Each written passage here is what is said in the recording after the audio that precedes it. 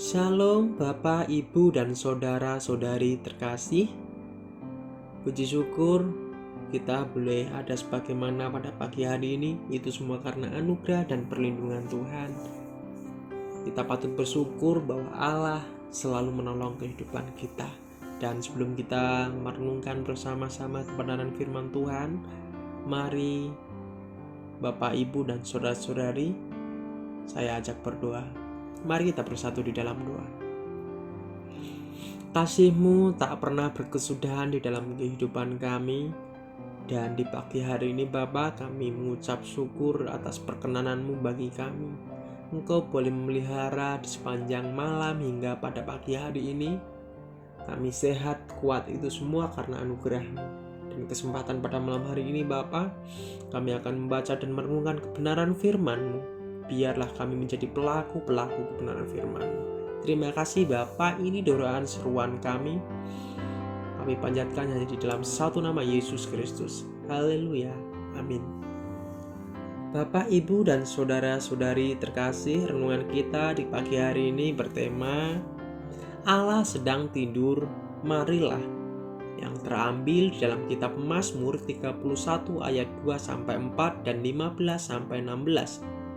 Dan di dalam Ratapan 3 ayat 19 dan 19-24. Dan di dalam Yohanes 19 ayat 38-42. Dan di dalam 1 Petrus 4 ayat 1-8. Judul tema renungan ini cukup unik dan mengundang interest pembaca yang mencintai dan mengasihi Allah dalam Yesus Kristus.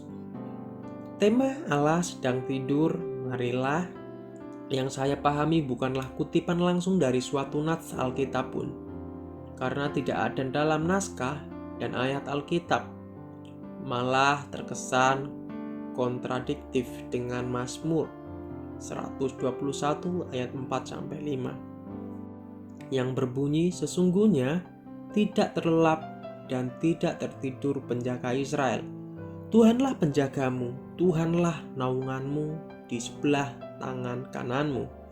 Memang diakui bahwa konteks Mazmur ini berbeda dengan konteks kesunyian Sabtu, di mana Yesus sedang berjuang mengalahkan maut di dunia orang mati. Ketika dikaitkan dengan landasan perenungan kita dari Ratapan 3 ini, ternyata judul perikopnya adalah penghiburan dalam penderitaan. Ada jaminan kekuatan dan pengharapan yang tak pernah bertepi. Walaupun dalam penderitaan, aniaya, ibu, dan racun yang dialami, ada harapan dalam batin bahwa tak berkesudahan kasih setia Tuhan, tak habis-habisnya rahmat-Nya, selalu baru tiap pagi.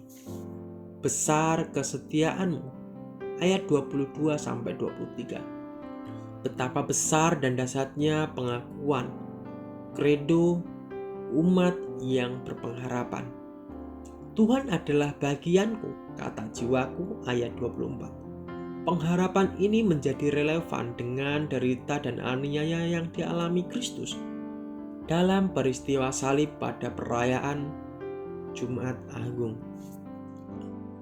Ada makna ajakan dalam tema asing ini. Marilah adalah sebuah ajakan untuk segera bergegas, bangun, pergi, mengikuti ajakan untuk menyongsong hari yang penuh kemenangan karena kuasa maut sedang dikalahkan. Marilah juga mengandung makna agar umat percaya menyiapkan hati dan hidup untuk menggenapi peristiwa kebangkitan yang sudah diambang gerbang keselamatan.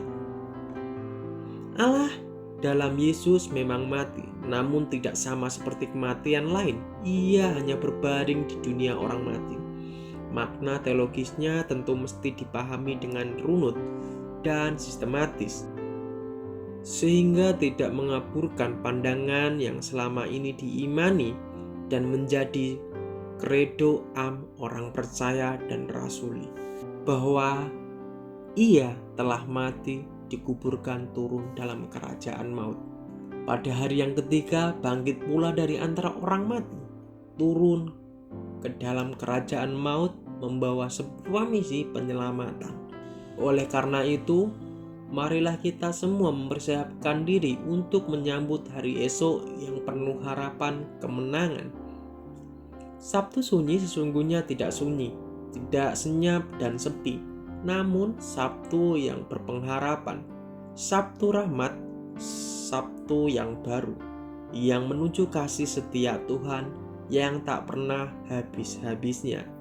Disinilah tampak benang merah dan keterhubungan antara peringatan Jumat Agung, Sabtu Sunyi, dan Minggu Kemenangan sebagai Trihari Suci dalam kalender liturgis gereja yang dirayakan orang Imamat Am, orang percaya di seluruh bumi. Jumat Agung yang berpusat pada penderitaan dan penyaliban Kristus adalah wujud kristologi yang jelas. Namun, ketika digabungkan dengan pengharapan akan kebangkitan Kristus, maka kristologi itu terhubung dengan konsep soteriologi, yakni kisah penyelamatan Allah yang dikerjakan secara sempurna dan tuntas melalui jalan kematian dan kebangkitan Kristus. Keberadaan konsep-konsep ini Rasul Paulus dengan tegas mengatakan dalam surat kepada jemaat di Filipi, itulah sebabnya itu Allah sangat menginginkan dia dan mengaruniakan kepadanya nama di atas segala nama, supaya di dalam nama Yesus bertekuk lutut segala yang ada di langit dan yang ada di atas bumi dan yang ada di bawah bumi, dan segala lidah mengakui Yesus Kristus adalah Tuhan bagi kemuliaan Allah Bapa. Di dalam Filipi 2 ayat 9-11 ada sebuah dimensi kasual efek dari tindakan Allah yang menginginkan dan memuliakan Dia. Segala kuasa di langit, di bumi, dan di bawah bumi hanya mampu mengaku dan percaya bahwa Yesus Kristus adalah Tuhan, sehingga setiap orang yang percaya akan diselamatkan. Sekali lagi, tanpa relasi. Dinamika kristologi dan soteriologi yang unik dalam dimensi iman orang Kristen. Pengakuan percaya itu harus ditampakkan, dipraktikkan dalam berbagai tindakan mengasihi Allah dan sesama.